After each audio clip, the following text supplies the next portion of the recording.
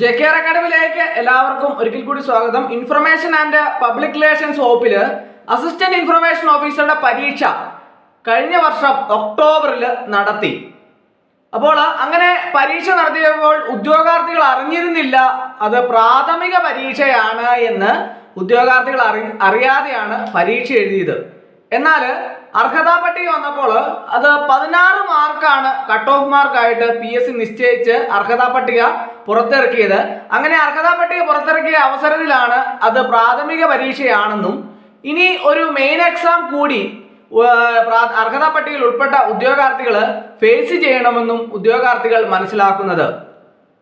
PSC പരീക്ഷകൾ അത് എന്താണ്, അത് പ്രാഥമിക പരീക്ഷയാണോ മെയിൻ പരീക്ഷയാണോ എന്ന് പോലും കൃത്യമായിട്ട് മനസ്സിലാക്കാതെയാണ് പല ഉദ്യോഗാർത്ഥികളും പരീക്ഷ എഴുതിയത് എന്നുള്ളതാണ് ഈ ഒരു പരീക്ഷയുടെ പ്രത്യേകത.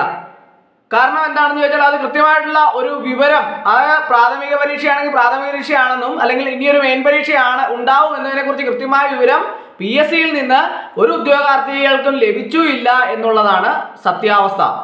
അപ്പോൾ അങ്ങനെ ഉദ്യോഗാർത്ഥികൾ പരീക്ഷ എഴുതുകയും അർഹതാ പട്ടികയിൽ വന്ന ഉദ്യോഗാർത്ഥികൾ അപ്പോഴാണ് മനസ്സിലാക്കുന്നത് എന്താണ് ഒരു മെയിൻ പരീക്ഷ ഉണ്ട് എന്ന് മനസ്സിലാക്കുന്നത്. അപ്പോൾ ഇനി അതിന്റെ മെയിൻ പരീക്ഷയ്ക്ക് എന്താണ് സിലബസ് എന്നതിനെ കുറിച്ചോ പരീക്ഷാ തീയതി എന്നാണ് എന്നതിനെ കുറിച്ചോ വ്യക്തമായിട്ടും PSC ഒരു തരത്തിലും ഒരു വിവരം നൽകിയിട്ടില്ല എന്നുള്ളത് ഉദ്യോഗാർത്ഥികളെ കുഴപ്പത്തിലാക്കുന്ന ഒരു കാര്യമാണ്.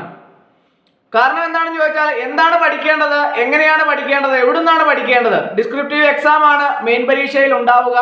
അപ്പോൾ അങ്ങനെ മെയിൻ പരീക്ഷ നടത്തുകയാണെങ്കിൽ അതിന്റെ സിലബസ് എന്തായിരിക്കും, അല്ലെങ്കിൽ എന്താണ് തങ്ങൾ പഠിക്കേണ്ടത്, എങ്ങനെയായിരിക്കും പരീക്ഷ കാര്യങ്ങളൊക്കെ എന്നതിനെക്കുറിച്ചുള്ള ഒരു വ്യക്തമായ തീരുമാനം ഉണ്ടായില്ല. അടുത്ത വർഷം 2025 അതായത് ഈ വർഷം 2025 ടെൻഡേറ്റീവ് എക്സാം ഷെഡ്യൂൾ വന്നപ്പോൾ അതിൻ്റെ അകത്ത് ഈ അസിസ്റ്റന്റ് ഇൻഫർമേഷൻ ഓഫീസറുടെ എക്സാം ഡേറ്റ് ഒരിടത്തും കാണാൻ സാധിച്ചില്ല. അപ്പോൾ എന്നാണ് പരീക്ഷ എന്നതിനെ കുറിച്ച് വ്യക്തമായ ഒരു ധാരണ ഇല്ലാതെയാണ് ഉദ്യോഗാർത്ഥികൾ മുമ്പോട്ട് പോകുന്നത്. ഇങ്ങനെ ഒരു അവസരത്തിൽ എന്ത് ചെയ്യണമെന്നറിയാതെ ധാരാളം ഉദ്യോഗാർത്ഥികൾ ഈ അർഹതാ പട്ടികയിൽ വന്ന ഉദ്യോഗാർത്ഥികൾ വെയിറ്റ് ചെയ്യുന്നുണ്ട്. അപ്പോൾ ഉദ്യോഗാർത്ഥികൾക്കെല്ലാം തന്നെ കൺഫ്യൂഷൻ ഉണ്ടാക്കുന്ന രീതിയിലാണ് കാര്യങ്ങളെല്ലാം തന്നെ മുമ്പോട്ട് പോയിക്കൊണ്ടിരിക്കുന്നത്. അപ്പോൾ ഈ അസിസ്റ്റന്റ് ഇൻഫർമേഷൻ ഓഫീസർക്ക് 4318 അപേക്ഷകളാണ് ഉണ്ടായിരുന്നെങ്കിലും 3283 പേരാണ് പരീക്ഷ എഴുതാൻ വേണ്ടിയിട്ട് കൺഫർമേഷൻ ഉറപ്പ് നൽകിയത്. അവരിൽ തന്നെ 1419 പേർ മാത്രമാണ് പരീക്ഷ എഴുതിയത്. അതിൽ 695 പേരാണ് അർഹതാ പട്ടികയിൽ ഉള്ളത്.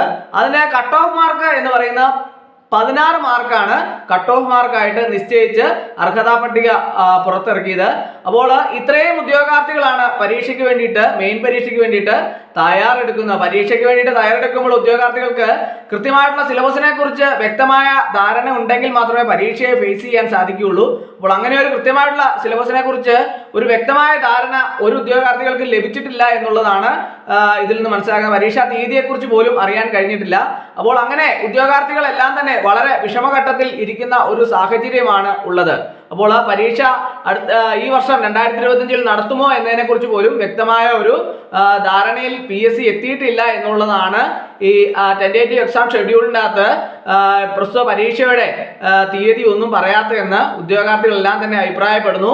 അപ്പോൾ കഴിഞ്ഞ ദിവസത്തെ തൊഴിൽ വാർത്തയിൽ ഇങ്ങനെയുള്ള വാർത്തകളെല്ലാം തന്നെ ഇതുപോലുള്ള വാർത്തകളെല്ലാം തന്നെ കൃത്യമായിട്ട് പ്രസിദ്ധീകരിച്ചിട്ടുണ്ട്. പല ഉദ്യോഗാർത്ഥികളും കണ്ടിട്ടുണ്ടാവുമെന്ന് ഞാൻ വിശ്വസിക്കുന്നു. അല്ലാത്തവർക്ക് തൊഴിൽ വാർത്ത മേടിച്ചാൽ കൃത്യമായിട്ട് നിങ്ങൾക്ക് കാണാൻ സാധിക്കും. ഇതിനെക്കുറിച്ചുള്ള വ്യക്തമായ കാര്യങ്ങളെല്ലാം തന്നെ വിശദമായിട്ട് തൊഴിൽ വാർത്തയിൽ കൊടുത്തിട്ടുണ്ട്. അപ്പോൾ ഉദ്യോഗാർത്ഥികളെല്ലാം തന്നെ അവരുടെ ആശങ്കകൾക്കെല്ലാം തന്നെ ഉത്തരം തുടർന്നുള്ള ദിവസങ്ങളിൽ ലഭിക്കുമെന്നുള്ള പ്രതീക്ഷയോടെയാണ് ഓരോ ഉദ്യോഗാർത്ഥികളും ഇരിക്കുന്നത്. അപ്പോൾ എല്ലാവർക്കും പരീക്ഷ എഴുതാനും കൃത്യമായിട്ടുള്ള സിലബസ് ഒക്കെ നേരത്തെ തന്നെ കിട്ടാനും പരീക്ഷ എഴുതാനും ഒക്കെ സാധിക്കട്ടെ. ഇനിയിപ്പോൾ എക്സാം ഷെഡ്യൂൾ വരുമ്പോൾ മുൻകൂട്ടി തന്നെ കൃത്യമായിട്ട് അറിയിക്കുമെന്നുള്ള പ്രതീക്ഷയിലാണ് ഓരോ ഉദ്യോഗാർത്ഥികളും. അപ്പോൾ ഇന്നത്തെ ക്ലാസ് എല്ലാവർക്കും ഇഷ്ടമായെന്ന് വിചാരിക്കുന്നു. ഒരിക്കൽ കൂടി എന്ന് പറഞ്ഞു നിർത്തട്ടെ. നന്ദി, നമസ്കാരം.